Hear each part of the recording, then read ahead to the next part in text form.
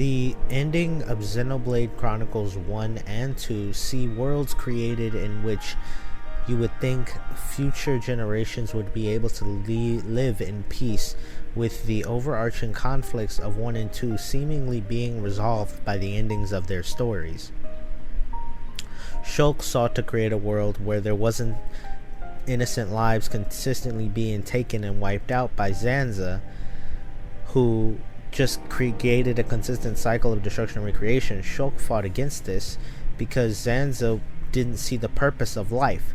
He thought lives were just for his own, and like they didn't have any purpose. They were just supposed to serve Zanza. Yet Shulk fought against this because people should have the right to determine their own lives and live the way they want to live, instead of just being innocently taken whenever Zanza felt like it.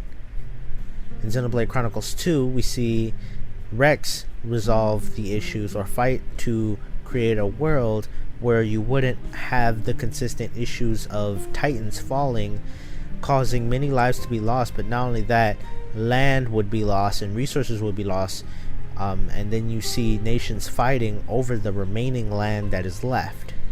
So Xenoblade 2, at the end of that, you saw all the lands coming together, the architect allowing all the lands to come together, so that way people would consistently have that place to live. And then you see the overarching evil being the Praetor and a Malthus, who was using all of the blades and people and experiments for his own benefit to try and meet the architect and become, I guess, divine in that way. Regardless, both Xenoblade 1 and 2, you see the ending of long wars that claimed the lives of many innocent people. And for some reason in Xenoblade Chronicles 3, which we know is the future of both Xenoblade 1 and 2, we see that the resolutions that were reached at the end of Xenoblade 1 and 2 were not effective, and we're back at a cycle of war for an overarching power. Right now we see it's a flame clock, and we see that both sides, Kevis and Agnes, both have their own flame clocks. So we see protagonists Melia and Nia become the overarching powers that they were fighting against, which, if you would think if Shulk and Rex met, they wouldn't instantly fight. In the non-canon DLC for Xenoblade Chronicles 2, even though that DLC is not canon, where Shulk meets Rex, you would still expect the meeting to kind of go that way. Even though that's not canon, when you see Shulk and Rex meet, the way that if they did meet, you would expect it to go in that kind of way, in that kind of route. However, evidently, their worlds did not peacefully come together. Instead, they are fighting against each other, and Melia and Nia are becoming the overarching forces that are just causing many innocent lives to be lost by war, or at the end of 10 years, the lives are just extinguished and just removed. And so literally the story as it sets up right now is the complete opposite of what Rex and Shulk were fighting for in their respective games. So my theory is that somehow the overarching power, which we've been getting hinted at consistently, the overarching power that is controlling Nia and Melia, if you've seen my previous video about Melia clearly being controlled, it seems that Melia and Nia are being controlled right now because they both, well, we know Nia is a blade and Melia is Hyentia, and both of them can be controlled with a being of that can control ether would be able to control both of them, right? So it seems that this being able to control people, and we know that beings are able to completely reform worlds, it seems like they went out of their way to erase anything that would stand against this meaning of a war. So the current party that we have right now, we know that they are going to be fighting against this senseless war, and Melia and Nia are trying to eliminate them because they are trying to stop the war. And so Shulk and Rex, if they were alive today, I guarantee you they wouldn't want this senseless war. They would try to understand each other, because that's literally in every villain that they fought in their respective games. They tried to understand the villain at some point instead of just completely attacking them senselessly in a war. Shulk and Rex being mortal, as we know, meaning they probably would have passed away at some point. However, their legacies, still, people would have documented their legacies, and their legacies would carry on the idea of not needing to fight. We know legacies can last thousands of years because of the Hyentia's legacy and some of the legacies in Xenoblade 2 with blades and the Aegis and everything. Legacies can last a long time. So because of that, we know that it is possible for the Shulk and Rex legacy to continue, and if that was the case, Shulk and Rex's legacy would be against this infighting. It would be against fighting for these just because, and it would be against having people live just for war.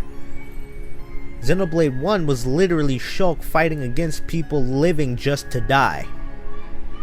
Like, die for whatever purpose, and it seems right now the purpose is for a flame clock, which is going to serve the as fuel for the overarching bad guy or whoever it is, right? So it really seems that Shulk and Rex had to have had their legacies erased and removed from this world of Xenoblade Chronicles 3. Not just Shulk and Rex dying, I'm talking about their legacies removed. And so I think other people would have been restricted. People could have lived on past those points, probably had their selves restricted because they would also try and carry on the wills of Shulk and Rex. So I'm thinking Pyra and maybe Fiora could have consistently lived on, and they are repressed. Yet we see Nia and Melia being controlled, maybe because they are the easiest to control with Ether. Melia being Hyentia turned into Lethia when they are exposed to high enough Ether. We know that, however, Melia would require a substantially higher amount of Ether, right? So regardless, I think that what we're going to see is that legacies were removed because the legacy of Shulk and Rex would not allow for this war. All of the story of Xenoblade 1 and 2, everything Rex and Shulk fought for, will not allow this war to happen. So what do you got to do to legacies? How do you control people? If you don't want them to see something that would cause them to think differently, you remove it. You got to remove anything that would give people any sort of hope or cause them to change their mind of thinking. Because if everyone knew the legacies of Shulk and Rex, the soldiers would be questioning this. Rather, the soldiers are just trained to fight as their entire lives. We see this, and not only that, soldiers are, it's supposed to be an honorable thing when a soldier is killed at the end of their 10 years by their respective creator as a quote-unquote homegoing service. So I just wanted to point that out. I thought that would be an interesting point.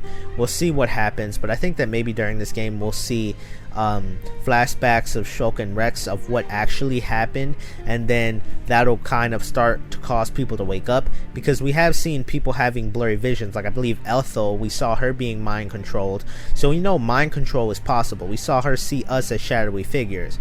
So I think that we'll see this, because clearly Melia and Nia have been controlled, because everything they went through with Shulk and Rex, all of everything they went through would not allow for this war. And Melia and Nia don't seem like the type of people that would just fight for no reason. So we'll figure that out as the story goes on. Thank y'all for all the support on these Xenoblade videos. I definitely want to keep them coming. These are going to be pretty spoiler free until the game comes out. Even when the game comes out, it's going to be pretty clear when I may do a video with spoilers. Specifically, I plan to have it in the title where I'm going to do chapter reviews or my review with X amount of hours in, and so I won't have spoilers in the title because I don't want to because the best way to experience Xenoblade is to go spoiler free. So these are just going to be purely speculation videos based off of what I may think and my many theories I could think of. So if you guys like this video, make sure to leave a like, and not only that, subscribe if you want to see more pretty spoiler free Xenoblade content. And yeah, I'm not going to cover any spoilers or gameplay until the game comes out, so I'm only going to be going off of strictly trailers. And yeah, thank y'all for all the support again. I can't say thank you enough, and I will see you in the next video. Love y'all.